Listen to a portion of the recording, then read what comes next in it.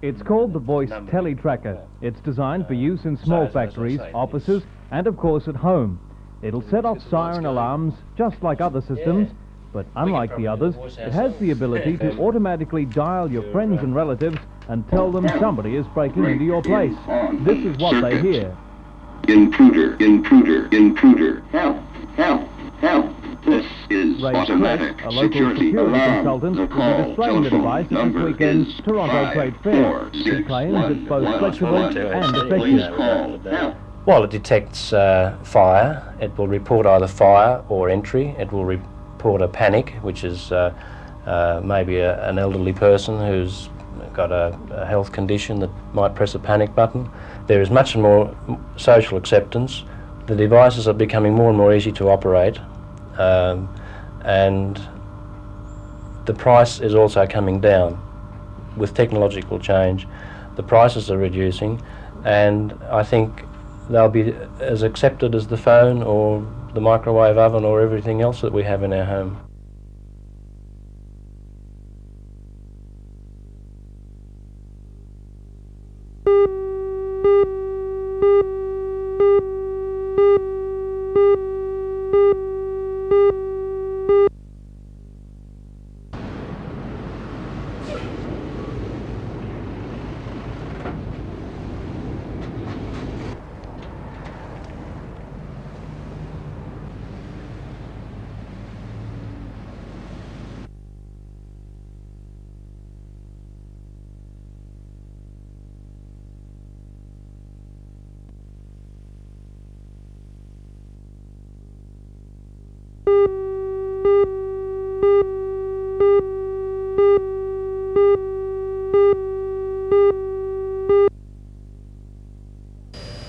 The 6 hours of waiting came to an end at around 4 o'clock this afternoon, when a helicopter from the Sydney charter firm Helios arrived at the crash site 20 kilometres south of Mount Seafood during an agricultural spraying flight.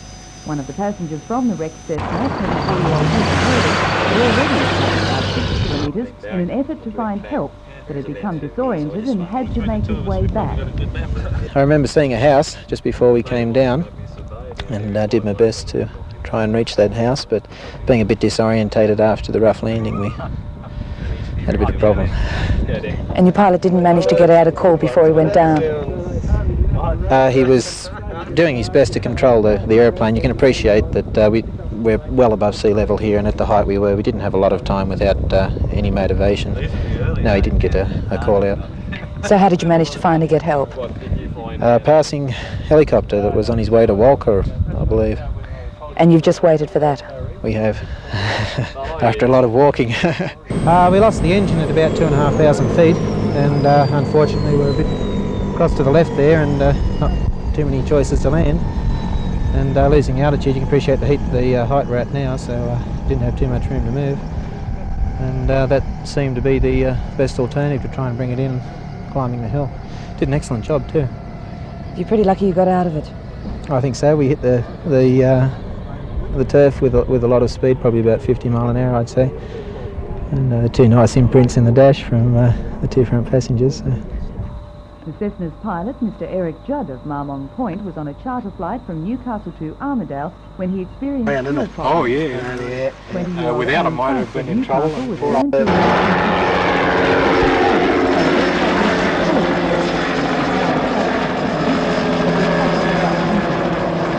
Being treated for a suspected broken ankle and suspected head injuries.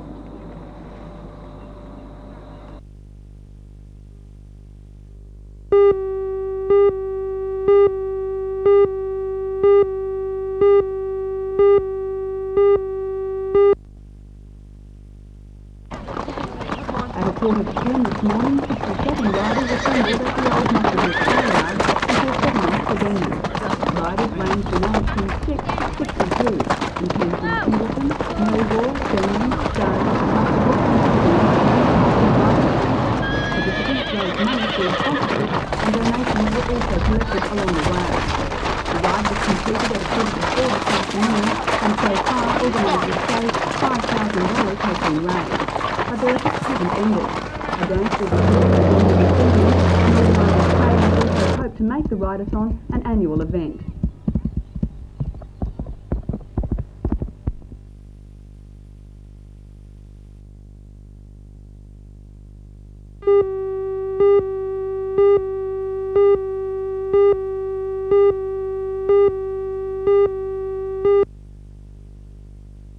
Tonight, some senior figures in the army The said they too protest believe is the the government's largest plans would pacifist provoke any gathering further in Israel conflict. since the National At Unity this, the Government 11th hour took of its power withdrawal, 6 months ago. Israel is as divided Israel as is ever in the midst on how of a best. three-stage What the Israelis withdrawal want now from is what southern they had Lebanon, then, an with enclave officials of saying about it's being 200 square hampered by miles stretching continual right across attacks on southern Lebanon. Israeli soldiers The by Israelis would militant police it, Lebanese. along with Came back to this A glass man in the factory, American Hammond was state told of to go home. Pennsylvania But has before opened leaving, fire he on his allegedly workmates threatened at to a shoot the glass foreman. factory, At 10 shooting o'clock this 6 morning, before according to killing police, himself. Hammond then took his own Police life. say the man was The four sent home for victims who were disciplinary killed were all reasons. foremans at this Before facility. leaving, he threatened One to of the shoot the injured foreman employees and was then treated and returned with a released. handgun. Another is listed in He shot critical 6 condition. He was employees, shot killing twice in the 4 face and and once in the injuring back. 2, before 600 to turning the 700 gun on employees himself. were working. All through the Meanwhile, night, in Utah, 25-ton rescuers have concrete recovered walls 2 and bodies floors of the after an collapsed ski explosion at a lodge had to ski be lodge. lifted away. Officials The say scores more of would have been volunteers in the trying lodge to and free the perhaps remaining killed 3 if people it had not trapped been under such the a explosion's perfect day rubble. for skiing. 8 It's hours believed after the blast blast, was caused 12-year-old by Louise propane Weeds gas of leak. Wisconsin was pulled to safety. No need to amputate one of the girl's hands to free her, as doctors earlier feared.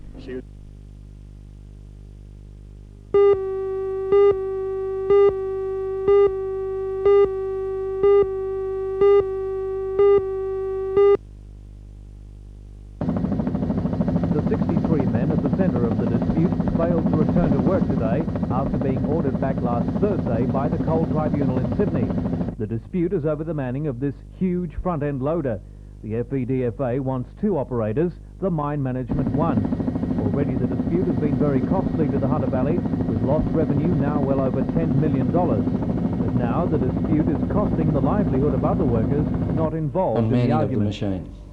They could use all the arguments and persuasion at their command before the tribunal. Instead of that, by not returning to work, they've inflicted a gross injustice on their own members and the members of other unions. 63 of their men are on strike and have been are in their 8th week now. 98 have been idle for several weeks, and only today, because of lack of work, nearly another 50 are going to be put on the grass by the action of the FEDFA, because there's just no work available for them anymore. The advisor of the union, Mr. John Thorley, could not be contacted today. His office says he will be in Queensland until Thursday. This is despite another hearing set down for tomorrow in the Coal Industry Tribunal. The National Secretary of the FEDFA, Mr. Jack Cranbourne, told me from Sydney this afternoon that the dispute was over a complex and wider issue. He says the introduction of new technology into the coal industry must not be at the sacrifice of jobs, and his union is fighting to uphold that principle. Mr. Cranbourne will be in Newcastle tomorrow, but has declined to be interviewed.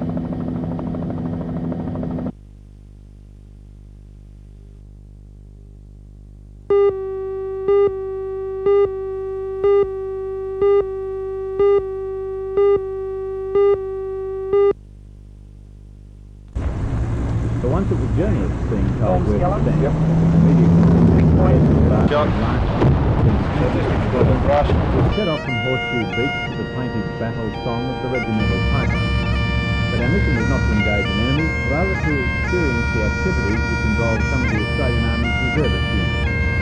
The reservists all hold civilian jobs, but on training camps they're very much armed, right down to their field rates. Their activities parallel every regular Army role, from medical backup to servicing vehicles. For the one-day soldier journalists, a close-up view of the destructive power of a selection of weaponry was enlightening.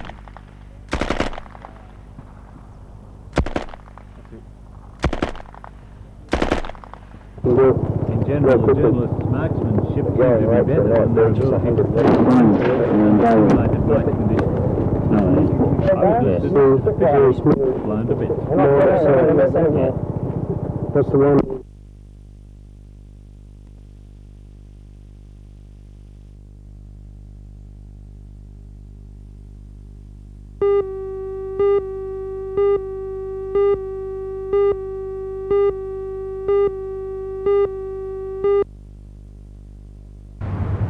Monsignor Coolham, the Director of Catholic Education, says the association must have made the comments out of ignorance. He claims the association's officers are attempting to increase their public profile for political reasons. Firstly, my officers and I have spent a considerable amount of time with the ITA over the last several months, canvassing a wide range of issues. In fact, our most recent meeting with them was yesterday afternoon. I think if the ITA has any complaints about its negotiations with the CEO, it ought to look to the way in which it's attempting to negotiate. Members of the union come to meetings unprepared, spend too much time on peripheral issues, and show some unwillingness to get down to the substantive matters. So far as rationalisation in Maitland is concerned, this is surely not an issue at the moment. The Catholic Education Office is yet to deliver its recommendations to the Bishop. When those recommendations have been delivered, it will be up to the Bishop to decide what he does with them by way of implementation and by way of consultation. What about the problems that appear to have been highlighted by the ITA at St Xavier's College in Hamilton? I don't believe it is a problem. The ITA came to us on the 19th of February and put certain matters of concern to us. We had already begun to deal with those matters after consultation with the principal, and in the last week or so there have been additions to the teaching staff and additions to the ancillary staff at the school. Students are being effectively taught.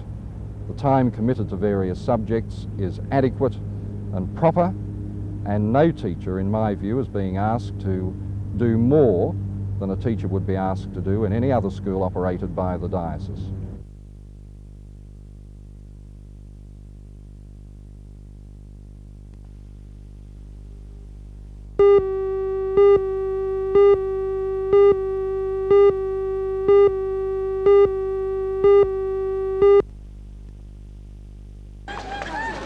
The building, now being used as a workshop for the Durban Aboriginal community, has been standing since April last year, unoccupied. It was built under a Commonwealth Employment Project grant, specifically to the youth of the unemployed.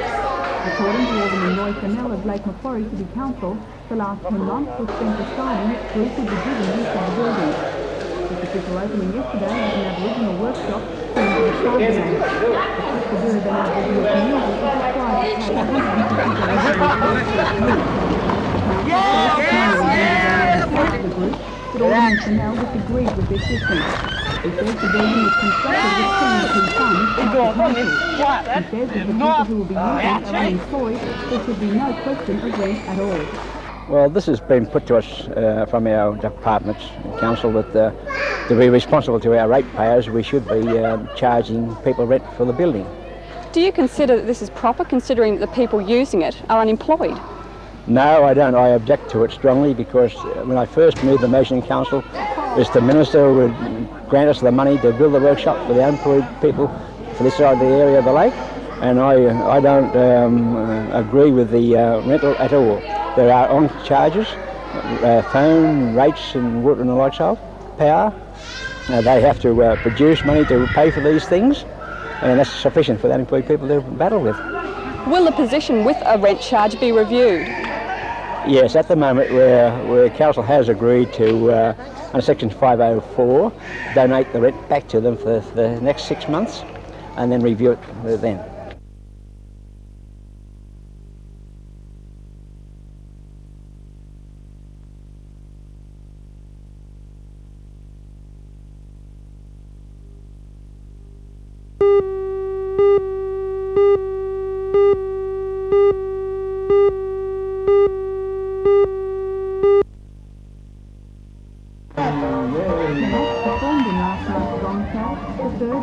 Before the final, which can be seen during telethon this weekend. The winner of each heat has so far won $200. The runners-up got some. They'll appear again in the final, along with other artists who are considered acceptable by the judges, to battle it out for a trip to two Queensland Gold Coast. About $2,000 has been raised so far for telethon to the show. So bye-bye, Miss American Pie. Drove my Chevy to the levee, but the levee was dry. Them good old boys were drinking whiskey and dry, singing, this'll be the day that I die. This'll be the day that I die. Did you read the book I love, and do you have faith in God above? If the Bible tells you so. Now do you believe in rock and roll? Can music soul, and can you teach me how to dance real slow?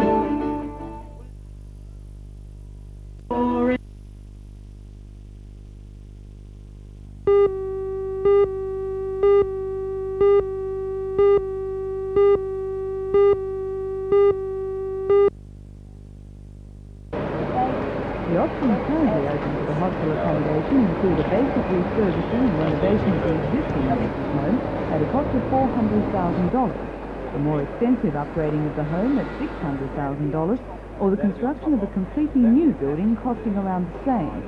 The nurses' home dates back to 1938 and currently houses around 50 nurses. It's envisaged that initially only one floor of the home would be renovated for use as a hostel with community rooms. Health Minister Mr Mulock, during a visit last year, expressed interest in the building and intimated that his government would look at funding the changes which would be needed to comply with fire precaution laws. If a decision was made on a completely new building, it would be sited at the back of the current nurses' quarters on the site of a disused tennis court, also taking in land at the far end where a house would have to be demolished. We haven't reached final decision. The preferred option would be to use one of the current buildings. If, however, that building is needed for other purposes of the hospital, well, then we may have to look at a new building. When is a decision likely to be made on either of those two options? Very soon. We've been working on it for some time. The apparent lack of decision is not any indication of the department's dragging their chain in this regard. It's merely an indication of the complexity of the whole development.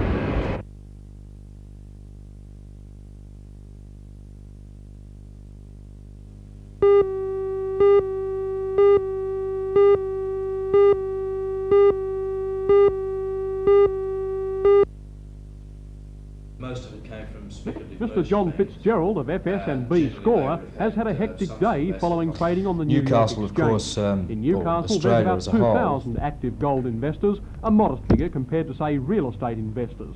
But Mr Fitzgerald says today modesty gave way to extreme activity. Newcastle buyers have stampeded the market, if you like. Following suit on the States, Newcastle buyers have increased our sales by some 200% today over the previous week's trading. What do you mean exactly by stampede? I mean, you must have been a very busy man today, is that right? The phones this morning started ringing at 7:30 at my own home from clients who are well established, and this program followed all day until just now we've ceased trading. Is this the way Newcastle always reacts when the trend overseas and in Sydney, for example, occurs? Indeed. Newcastle necessarily is a follower of Sydney and overseas markets. We perhaps trail a touch behind, but we can take advantage of their interpretation of market influences. And your clients, what sentiments are they expressing to you when they ring you up? Are they panicking? A touch, panic is perhaps too strong a word, concern for the value of their Australian dollar on an international market. Their buying power locally, in fact, could be affected, and so they're looking towards something that perhaps might maintain their value of their savings, that is gold.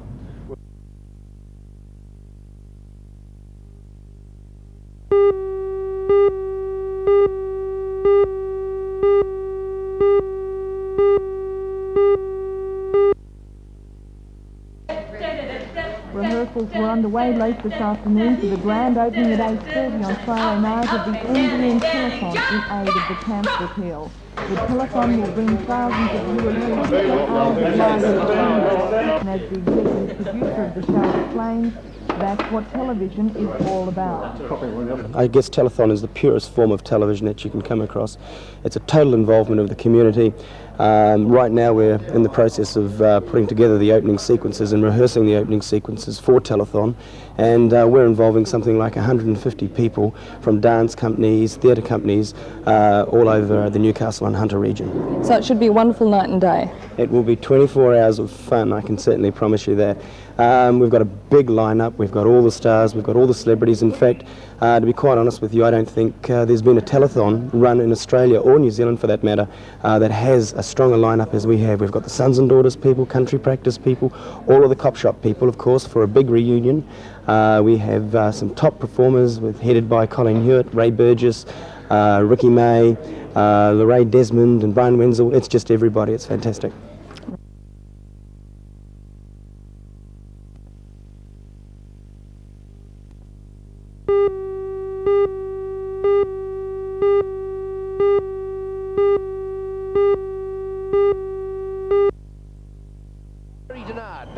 Falcons go into the matches flying high after last week's success over the much vaunted Sydney City Supersonics. The Falcons turned on a display that was so good it was largely unexpected this early in the year, with Jim Bateman and Ian Davies in particular thrilling everyone connected with the club and proving that Newcastle will be right up with them in 1985. Sydney City, chock full of class players, were made look second-rate. The Falcons face another big test with national champions Canberra Cannons this weekend. The best team in the land, with that genius Phil Smythe leading the way. Illawarra will field their 2 new recruits, and any team with Gordy McLeod must be a danger. The Park Royal Hunters still await Buster Matheny and Greg Ireland from the US, but have guest players and will give it their best shot.